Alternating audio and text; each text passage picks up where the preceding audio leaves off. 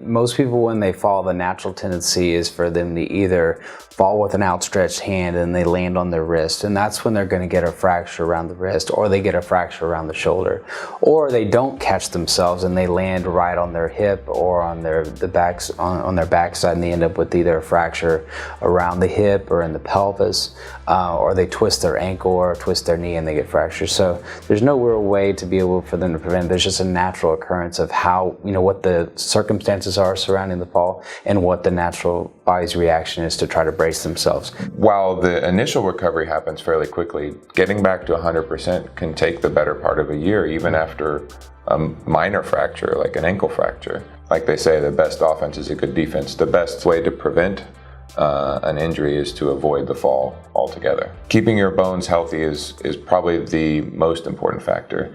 Your bone mass peaks when you're in your late 20s. So basically from then on, it's downhill. Almost all of us are vitamin D deficient or insufficient. So we are in general more sedentary than we were 100 years ago.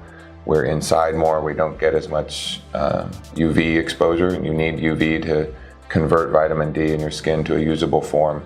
So almost everybody should be on some form of calcium and vitamin D supplementation or drink lots of milk. Otherwise, I think staying active, regularly doing exercises that promote balance and core strengthening. Stretching is something that probably all of us don't do enough of.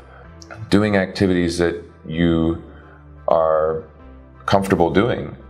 Usually accidents happen when we least expect them, and frequently it can happen when you are doing something that you're unfamiliar with. So that said, I think it's important for people to live their lives, and I would rather my patients be active than not active. If you get hurt doing something, we'll fix you.